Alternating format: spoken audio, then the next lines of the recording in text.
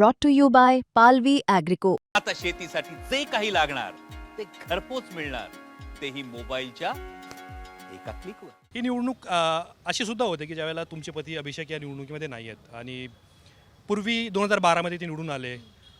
काय तुम्हाला या निवडणुकीमध्ये वेगळं दिसतंय? तुमच्या कुटुंबामध्ये सुद्धा कमी जाणवते? पूर्वी ते ज्या पद्धतीने काम करायचे, लोकांमध्ये मिसळायचे, फार कष्ट घ्यायचे, आणि आता हे सगळं तुम्हाला करावं लागतं या निवडणुकीत. खूप कठीण होतं आहे, कारण अभिषेकची साथ ही खूप महत्त्वाची होती. प्रत्येक गोष्ट तो सांभाळायचा आणि जे आता काही चाललेलं आहे घाणेरडं राजकारण, ते बघून अजून दुःख होतं की माझ्याच नवऱ्याबद्दल मलाच एक्सप्लेन करावं लागते प्रत्येक गोष्ट.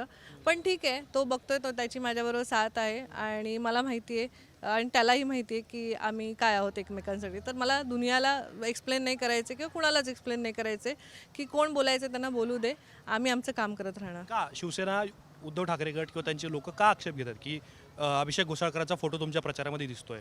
आक्षेप घेण्याचं काय अशी कारणं त्यांच्या? मला माहीत नाही. मला असं वाटतं त्यांचं ते पॉईंट असेल की कसं मी प्रचार नाही करत किंवा डिस्टर्ब कसं करायचं असेल ते. पण मला काही त्यामध्ये पडायचं नाही, कारण ते माझं कुटुंब आहे. त्यांना जे बोलायचं ते बोलतील, मला जे करायचं आहे, मला काम ते करायचं आहे. शेवट ज्यावेळेस तुम्ही निर्णय घेतला त्यावेळेस उद्धव ठाकरेंसोबत तुमचं काय बोलणं झालं? नाही, आधी काही भारतीय जनता पार्टीबरोबर माझी चर्चा झाली नव्हती. आमचं फक्त एवढंच होतं की मुंबई बँकमध्ये जे अभिषेकनी निवडून आलेला जो पद होतं ते मला पाहिजे होतं, कारण त्याची खूप सहकारमध्ये इच्छा होती आणि त्यांनी ते पाया रोवलेलं होतं. पण नंतरला मी खूप ठिकाणी गेले, मी सांगितलं, पण 1.5 वर्ष काही झालं नाही. मग आपले CM आहेत, त्यांना मी सांगितलं, त्यांनी मला ते दिलं. ते त्यांचे उपकार आहेत आणि असं नाही की त्यांनी मला असं सांगितलं की तू भारतीय जनता पार्टीमध्ये ये, आणि तसं काहीच नव्हतं. मुंबई महानगरपालिकेमध्ये राज ठाकरे आणि उद्धव ठाकरे एकत्र आलेले असले, त्यांची चर्चा सुरू असली तरीसुद्धा या निवडणुकीमध्ये दहिसरमध्ये काय होणार याची चर्चा आहे. कारण शिवसेना ठाकरे गटाचे नेते विनोद घोसाळकर यांच्या सुनबाई तेजस्वी घोसाळकर यांनी भारतीय जनता पार्टीमध्ये प्रवेश केला आणि भाजपने त्यांना तिकीट दिलं आहे. म्हणूनच आपण वार्ड क्रमांक 2मध्ये दहिसरमध्ये पोहोचलेलो आहोत, जिथे तेजस्वी घोसाळकर या प्रचार करतात. ताई, मला सांगा, प्रचार कसा सुरू आहे?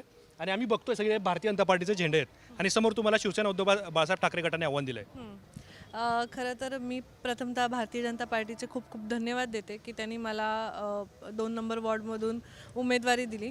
त्यांनी जो विश्वास ठेवलेला आहे आणि जे कार्यकर्ते आणि पदाधिकारी आहेत त्यांनी जो विश्वास ठेवलेला आहे, तो नक्कीच आम्ही त्यांना हे करू. आणि आमच्या पुढे जो बी उमेदवार असेल ते आम्ही उमेदवार मानतच नाही, आम्ही आमचा प्रचार करतो आहे. माझ्याबरोबर आमचे खासदार पियुषजी आहेत, आमदार आहेत मनीषाताई, माजी नगरसेवक जगदीशभाई आहेत आणि सगळे पदाधिकारी आणि कार्यकर्ते आहेत. आणि जोमाने महायुती प्रचार चालू केलेला आहे कालपासून.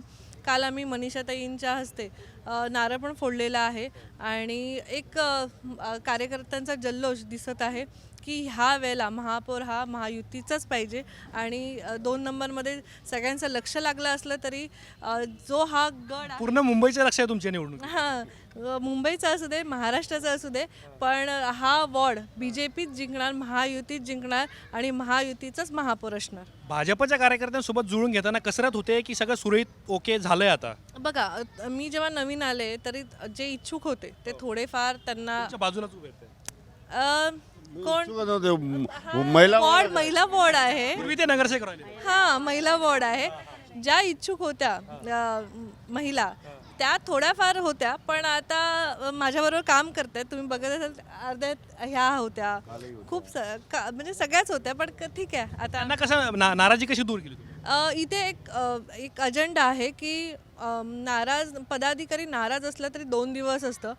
त्यांचं मत हे कमळाला आणि पक्षाला आहे, बाकी नाराजी नाही आहे त्यांच्यामध्ये. आता मला सांगा की कशी कसरत होते तुमच्या घरामध्ये? तुमचे सासरे शिवसेना UBTमध्ये आहेत, तुमचे दीर, त्यांना शिवसेना UBTने उमेदवारी दिली आहे, तुम्ही कमळाच्या चिन्हावर भाजपकडून लागताय. आणि मुंबईलाच नाही तर महाराष्ट्राला माहिती आहे तुमचा आणि ठाकरे कुटुंबाचा ऋणानुबंध किती जुना आहे आणि किती प्रेमळ नातेसंबंध किंवा एक प्रकारे संवाद तुमच्या दोन्ही कुटुंबांमध्ये होता. कठीण जात आहे की आता हे ॲक्सेप्ट करावं लागणार आहे तुमचं राजकारणासाठी? बघा, ठाकरे साहेब माझं कुटुंब होतं, आहे आणि राहणार, कारण त्यांनी मला चेहरा दिला, त्यांनी मला ओळख दिली. हे भारतीय जनता पार्टी माझं दुसरं घर झालेलं आहे. आणि घरामध्ये विचाराल तर राजकारण वेगळं आणि कौटुंबिक वेगळं. आम्ही एकत्र राहतो आणि एकत्रच राहणार. त्यांचं माझ्यावरती आशीर्वाद असणारच, कारण ते माझे वडील आणि आई आहेत. बाकीचं बघूया आता कसं जमतं. हा प्रश्न त्यांना सुद्धा विचारला होता. त्यांचं असं म्हणणं होतं की ती माझी मुलगी आहे आणि तिने तिचा निर्णय घेतला, त्यात काय चुकीचं आहे. मग तुम्ही ज्यावेळेला हा निर्णय घेतला त्यावेळेस त्यांनी तुम्हाला समजावलं होतं की काय पाठिंबा दिलेला होता? त्यांनी ज्या परीने समजवायचं त्यांना समजवलं आणि मी समजवायचं ते मी समजवलं. पण ठीक आहे, आता कुटुंब वेगळं, राजकारण वेगळं, त्यांचे विचार वेगळे, माझे विचार वेगळे. ही निवडणूक अशी सुद्धा होते की ज्यावेळेला तुमचे पती अभिषेक या निवडणुकीमध्ये नाही आहेत आणि पूर्वी 2012मध्ये ते निवडून आले. काय तुम्हाला या निवडणुकीमध्ये वेगळं दिसतंय? तुमच्या कुटुंबामध्ये सुद्धा कमी जाणवते? पूर्वी ते ज्या पद्धतीने काम करायचे, लोकांमध्ये मिसळायचे, फार कष्ट घ्यायचे आणि आता हे सगळं तुम्हाला करावं लागतं या निवडणुकीत. खूप कठीण होतं आहे, कारण अभिषेकची साथ ही खूप महत्त्वाची होती. प्रत्येक गोष्ट तो सांभाळायचा आणि जे आता काही चाललेलं आहे घाणेरडं राजकारण, ते बघून अजून दुःख होतं की माझ्याच नवऱ्याबद्दल मलाच एक्सप्लेन करावं लागते प्रत्येक गोष्ट. पण ठीक आहे, तो बघतोय, तो त्याची माझ्याबरोबर साथ आहे आणि मला माहिती आहे आणि त्यालाही माहिती आहे की आम्ही काय आहोत एकमेकांसाठी. तर मला दुनियाला एक्सप्लेन नाही करायचे किंवा कुणालाच एक्सप्लेन नाही करायचे की कोण बोलायचे त्यांना बोलू दे, आम्ही आमचं काम करत राहणार. का शिवसेना, उद्धव ठाकरे गट किंवा त्यांचे लोक का आक्षेप घेतात की अभिषेक घोसाळकरांचा फोटो तुमच्या प्रचारामध्ये दिसतोय? आक्षेप घेण्याचं काय अशी कारणं त्यांच्या? मला माहीत नाही. मला असं वाटतं त्यांचं ते पॉईंट असेल की कसं मी प्रचार नाही करत किंवा डिस्टर्ब कसं करायचं असेल ते. पण मला काही त्यामध्ये पडायचं नाही, कारण ते माझं कुटुंब आहे. त्यांना जे बोलायचं ते बोलतील, मला जे करायचं आहे, मला काम ते करायचं आहे. पण ठाकरे गटाच्या या सगळ्या गोष्टींना तुम्हाला उत्तर तर द्यावं लागणार ना निवडणुकीमध्ये. मतदार विचारतील तुम्हाला. योग्य वेळ तेव्हा योग्य वेळेला मी उत्तर देणार आणि नक्कीच देणार, पण 16 तारखेनंतर देणार. पण तुमच्या प्रचारामध्ये आम्ही इथं बघितलं बाळासाहेब ठाकरेंच्या नावाने सुद्धा घोषणा दिल्या जात होत्या. कारण महायुती आहे आमच्याकडे, शिंदे साहेबांचे पदाधिकारी आहेत, तर देणार. 2 ठाकरे तुमच्या समोर आहेत. असू दे ना, मग काय आलं. माझ्याबरोबर माझी जनता आहे, कारण त्यांनी माझं काम बघितलेलं आहे. तर नक्कीच मला असं वाटतं की कामाच्या काही असू दे, पण काम महत्त्वाचं आहे आणि जे जनतेबरोबर मी जे नातं जोडलेलं आहे ते नक्कीच त्यांचं प्रेम आहे. तुमचं पत्र मी ते वाचलं होतं जे तुम्ही उद्धव ठाकरेंना लिहिलेलं होतं आणि यापूर्वी सुद्धा अनेकदा चर्चा होती की तुम्ही भारतीय जनता पार्टीमध्ये जाल. उद्धव ठाकरेंना कम्युनिकेट तुम्ही केलेलं होतं की हे जे काय सुरू आहे, भाजपसोबत काय चर्चा सुरू आहे आणि शेवट ज्यावेळेस तुम्ही निर्णय घेतला त्यावेळेस उद्धव ठाकरेंसोबत तुमचं काय बोलणं झालं? नाही, आधी काही भारतीय जनता पार्टीबरोबर माझी चर्चा झाली नव्हती. आमचं फक्त एवढंच होतं की मुंबई बँकमध्ये जे अभिषेकनी निवडून आलेला जो पद होतं ते मला पाहिजे होतं, कारण त्याची खूप सहकारमध्ये इच्छा होती आणि त्यांनी ते पाया रोवलेलं होतं. पण नंतरला मी खूप ठिकाणी गेले, मी सांगितलं, पण 1.5 वर्ष काही झालं नाही.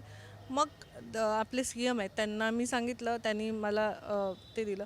ते त्यांचे उपकार आहेत आणि असं नाही की त्यांनी मला असं सांगितलं की तू भारतीय जनता पार्टीमध्ये ये आणि तसं काहीच नव्हतं. पण असंही सांगितलं होतं ना की तुमच्या प्रवेशामागे प्रवीण दरेकर यांनी तुम्हाला मुंबई बँकेत घेतलं, मनीषा चौधरी यांनी बॅकअप दिला.